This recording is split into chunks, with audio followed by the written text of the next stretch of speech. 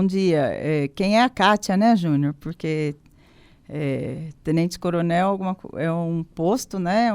Uma patente que eu conquistei ao longo da vida. Então, é a Kátia, mais fácil de falar, né? É lógico que eu amo minha instituição, eu tenho muito orgulho da minha carreira, mas eu acho mais interessante falar de quem é a Kátia. A Kátia é nascida, né? Não gosto de falar em terceira pessoa, então vamos passar para mim, né? Eu sou nascida em Botucatu, minha família é daqui, meus avós chegaram aqui ainda crianças vindo da Itália, se estabeleceram aqui. Meu avô tinha comércio em Botucatu, né? Minha mãe é filha de 5 irmãos, professora. Meu pai da família da região, de Bofete, Porangaba, também com 9 irmãos. Né? Eu nasci, criada aqui, tenho uma irmã, sou casada, tenho 2 filhos e 2 sobrinhos. Essa é a minha família básica, né? Que é básica, mas é a base de tudo, né, Júnior? Estudei no Dom Lúcio aqui, sou criada na Vila dos Lavradores, estudei no Dom Lúcio e fiz colegial na Industrial. Na Industrial Minto, fiz colegial no La Salle. Eu queria fazer industrial, mas minha mãe não deixou, né? Ela falou que a minha mãe era professora da Industrial na época, deu aula há muito tempo lá. Hoje é a Fundação Paulo Souza, né? E ela falava assim, não, a Industrial é uma escola de curso só de meninos, só de homens, você vai fazer faculdade. E daí eu entrei na Academia do Barro Branco, 3 anos após, em 91.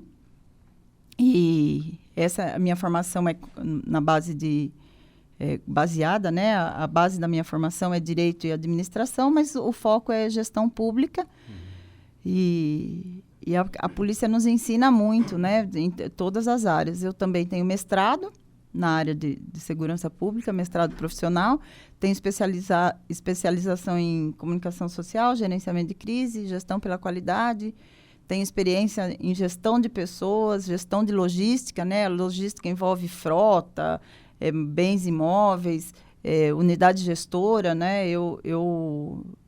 Principalmente no policiamento rodoviário, eu tinha um orçamento que eu gerenciava lá, que acho que é até maior que alguns municípios do nosso estado, esse orçamento. E a gente sempre procurou ter o foco de cuidar das pessoas, cuidar dos policiais, né? E eu falo com muito orgulho que todos os processos de compra e venda no meu quartel, eu não tenho sequer um apontamento do Tribunal de Contas nos processos. Porque eles foram sempre levados com muita lisura, muita transparência e com muita honestidade. E o pessoal acho que começou a me conhecer em Botucatu já como capitão, né? Eu cheguei aqui, entrei em 91 na polícia, em 2001 eu quis retornar para o interior, acho que junto com a maternidade, né? Quis um lugar mais tranquilo para o meu filho crescer, voltei para o interior. A minha menina já é nascida aqui em Botucatu. E eu trabalho aqui entre indas e vindas, quase 20 anos. Comecei no policiamento, então eu conheço bem o que o policial faz na ponta da linha. Trabalhei no setor de comunicação social, né, que foi quando eu atendi a imprensa. Como major, eu voltei a São Paulo. Aí eu fui trabalhar na comunicação social do Estado, no atendimento de toda a imprensa do Estado e até nacional, né, porque lá a demanda de imprensa da Polícia Militar é muito grande.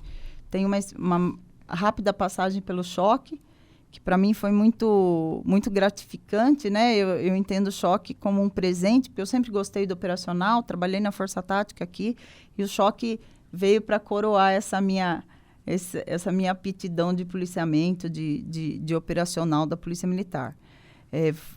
Voltei para o interior, né? Eu nunca deixei de morar aqui, né, Júnior? Mesmo trabalhando em São Paulo, eu ia durante a semana, voltava aos finais de semana, minha família sempre continuou aqui.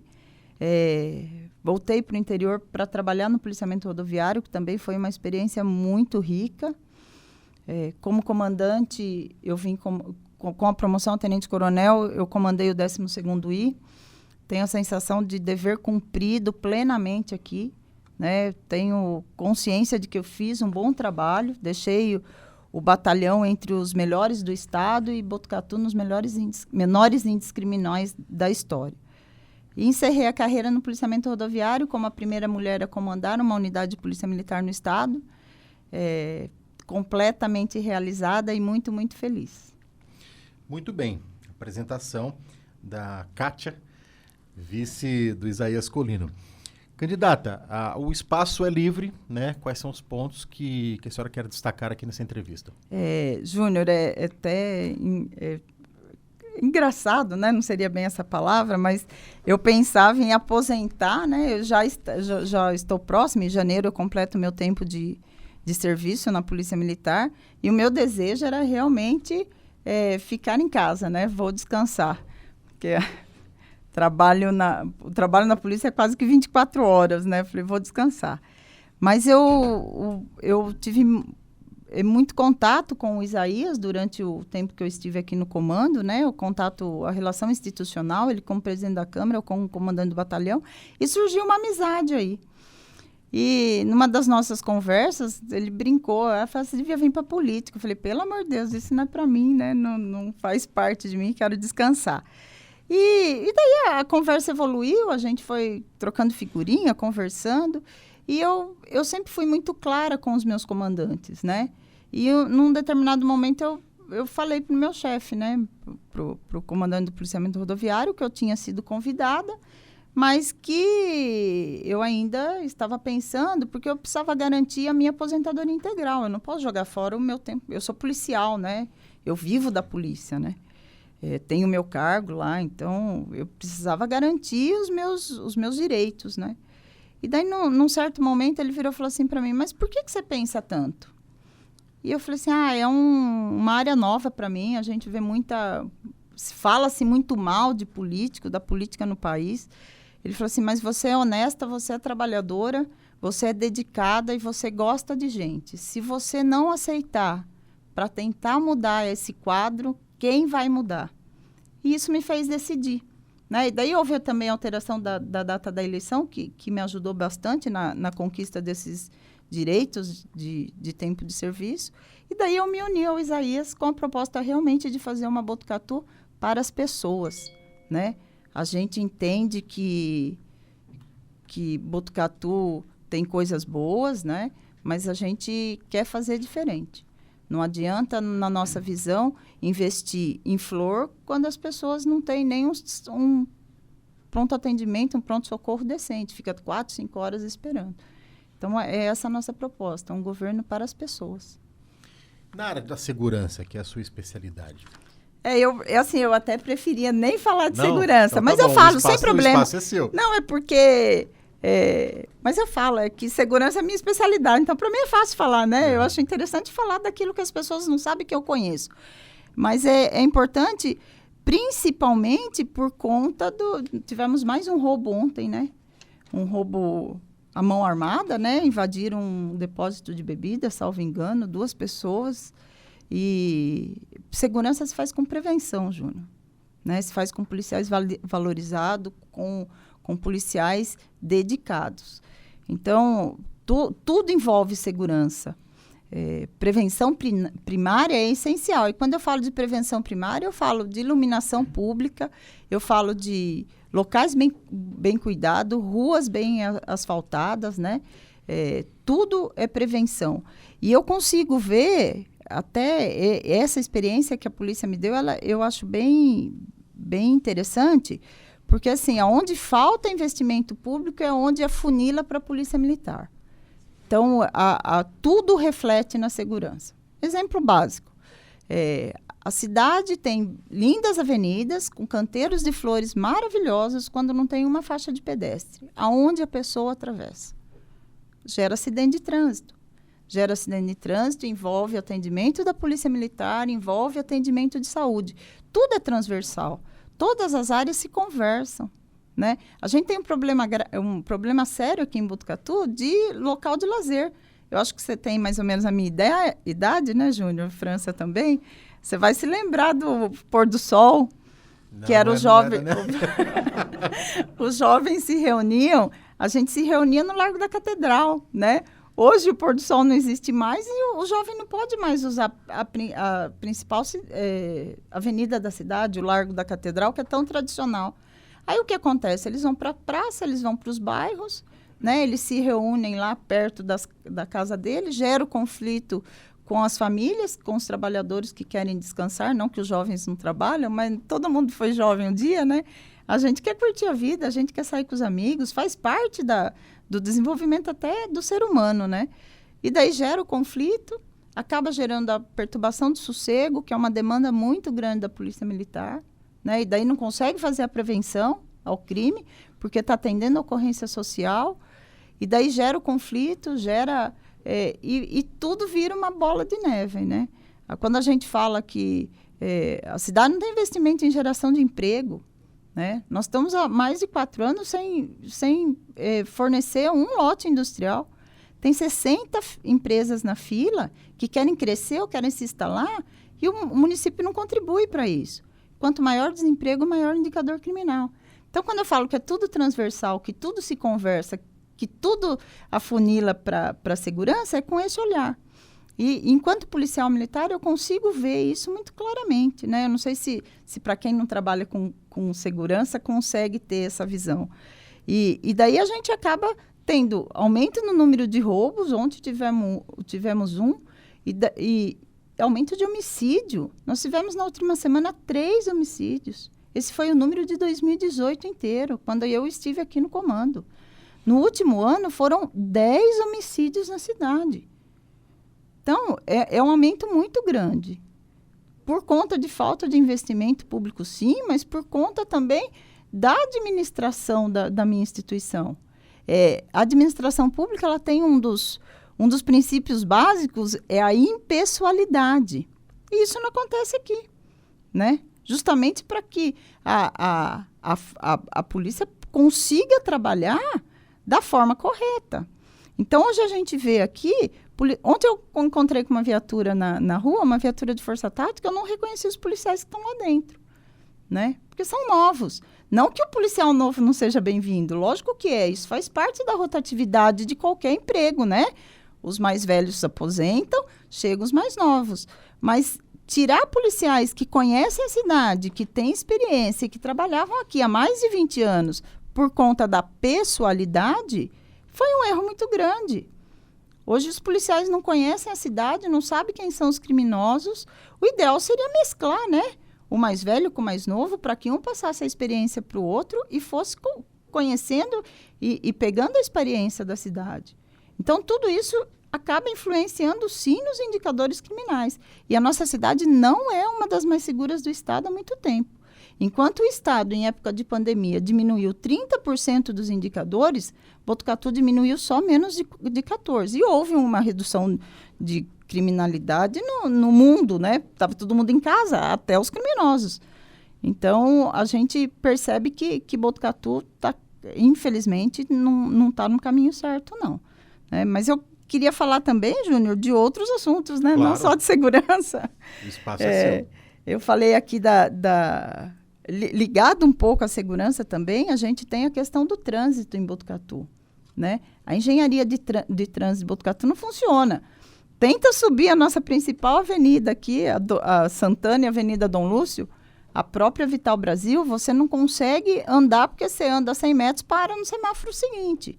Isso gera trânsito, a mobilidade não funciona, é tudo parado, né? Falando também de locomoção urbana, né? Eu falei do semáforo, que é uma coisa simples, mas as ruas, as mãos de ruas aqui também não se conversam. A gente desce a General Teles inteira, ali é um entroncamento para a região leste do estado, Vila Maria, Bairro Alto, Jardim Brasil, uma região onde muitas pessoas moram, e daí a gente sabe o quanto é difícil aquela parte mais baixa da cidade, aí desce a General, na última quadra é o morador da região leste, da Vila Maria, do Bairro Alto, é obrigado a entrar na avenida para fazer um simples...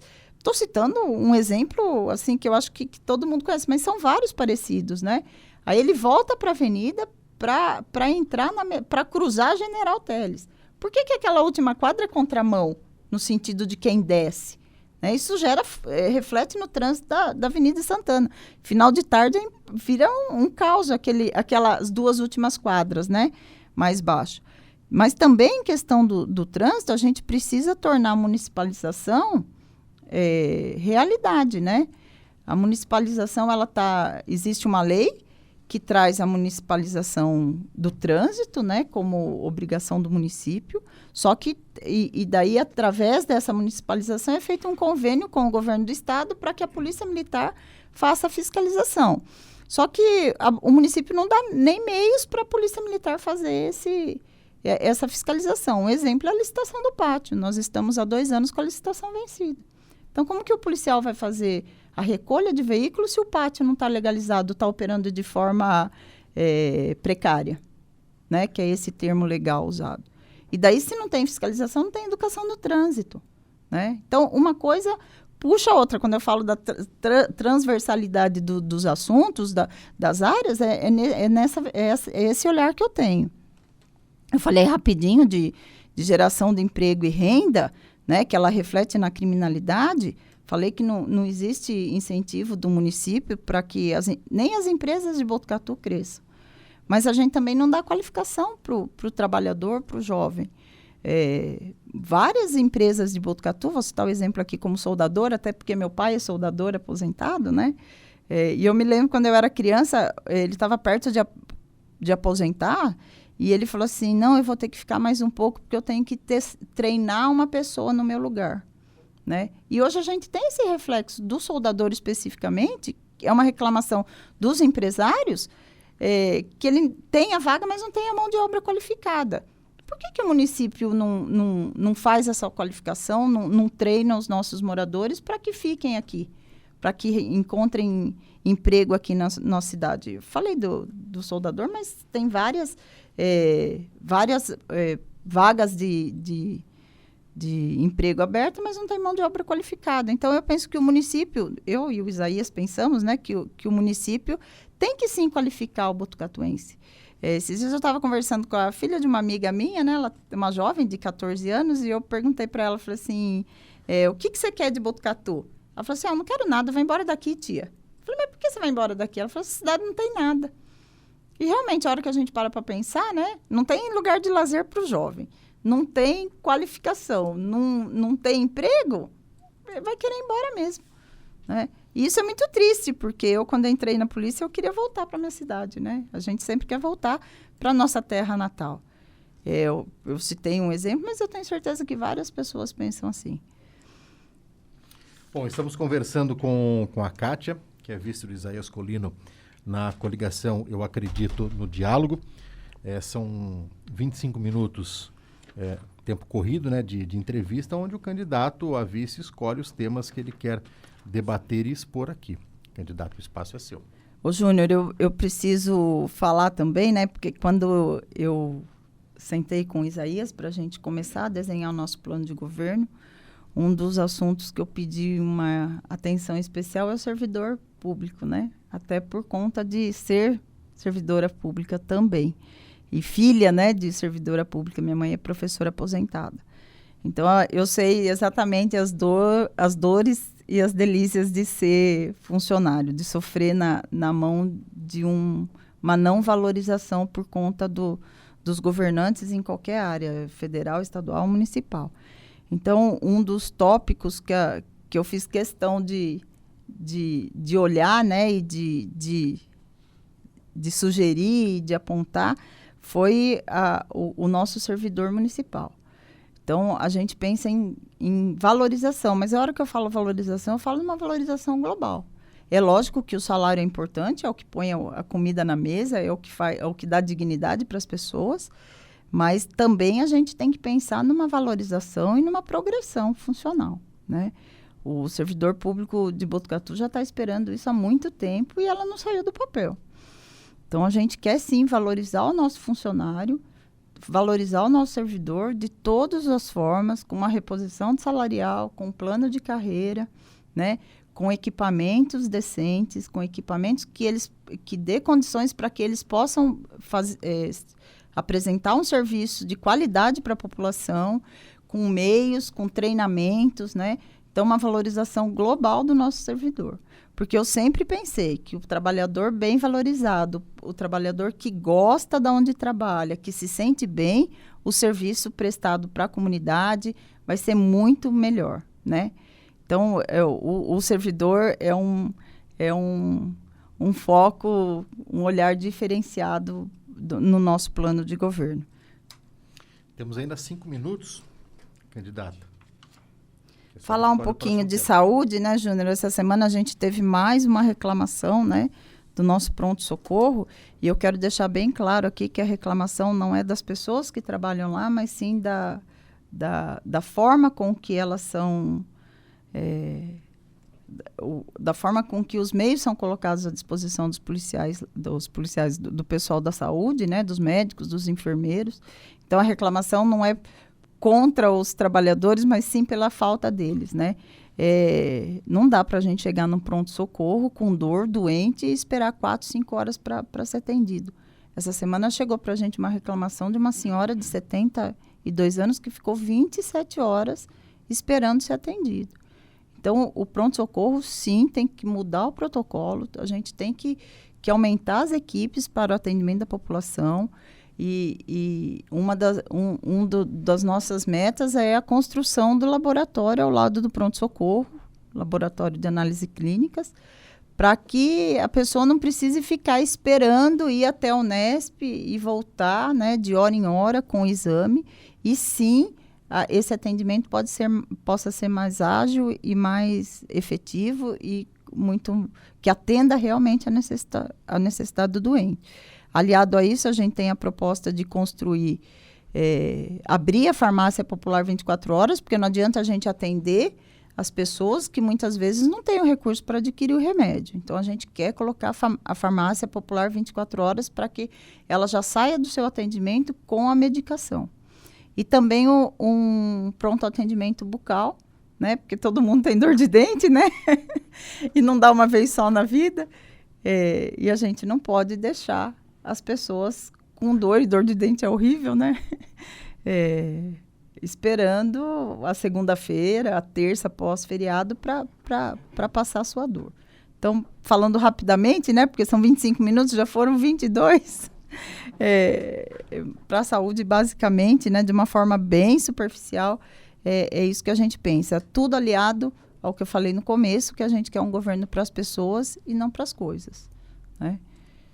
A senhora ainda tem 3 minutos, pouco menos de 3 minutos. É para o encerramento já ou eu posso falar Depois ainda? Tem as considerações finais. Eu achei que já fosse para as considerações finais, por isso que eu falei rapidinho da saúde.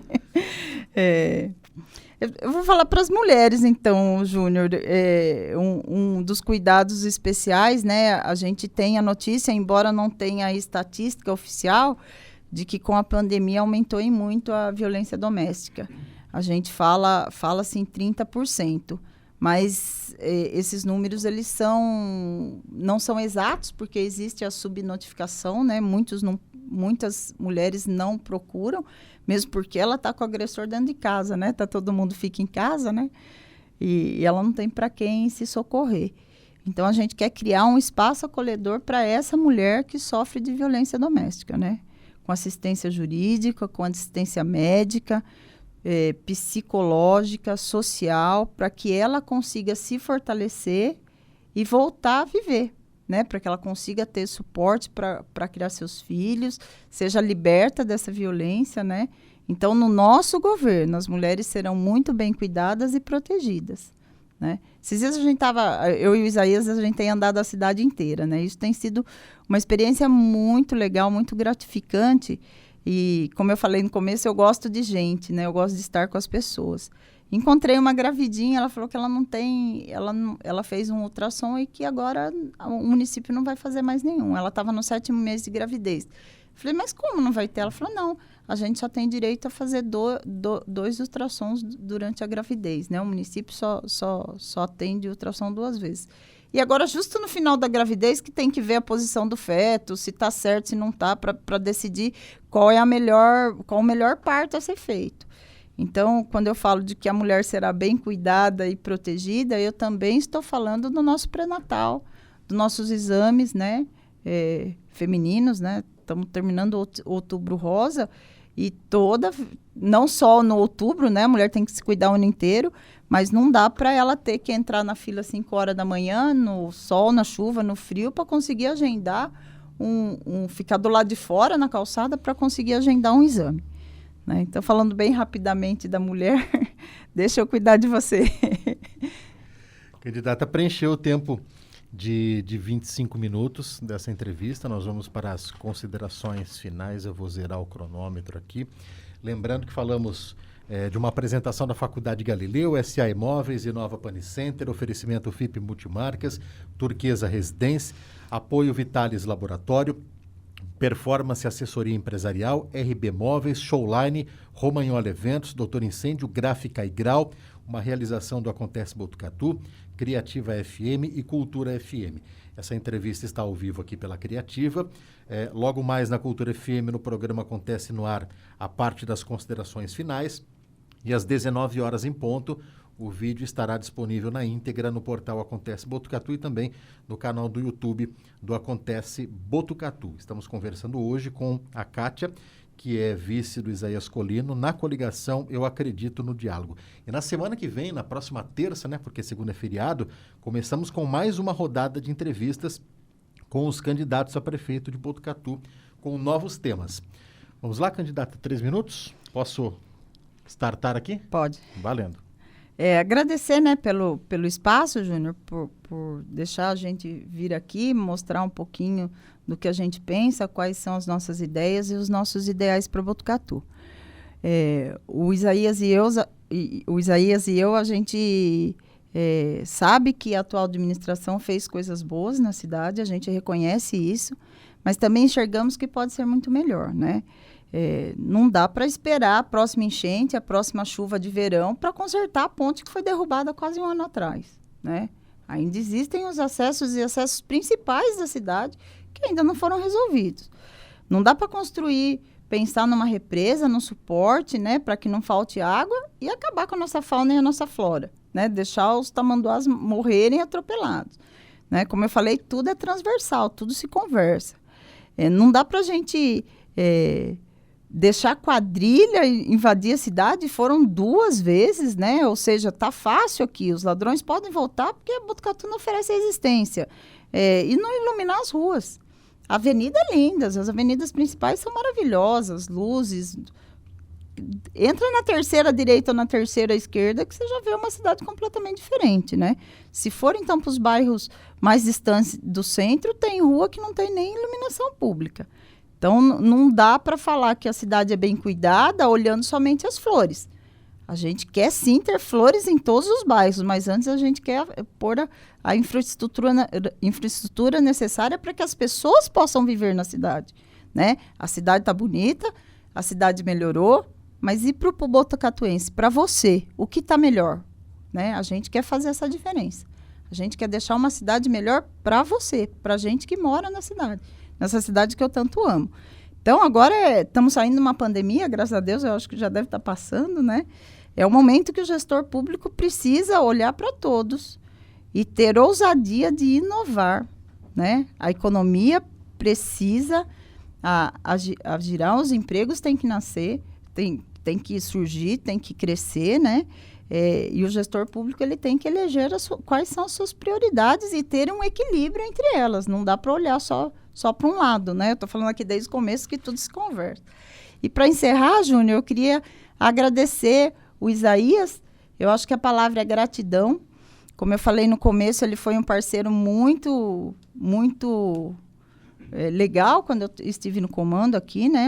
Entre as instituições, Polícia Militar e Câmara dos Vereadores. Mas o mais legal disso é a amizade que surgiu, né? Não só entre a gente, mas entre as nossas famílias, né? Então, hoje acho que eu posso falar, né, que a gente é uma grande família, né? As pessoas se conhecem, então agradecer a ele por essa oportunidade de me colocar à disposição de Botucatu. No dia 15, votem 17. Obrigada a todos, bom dia.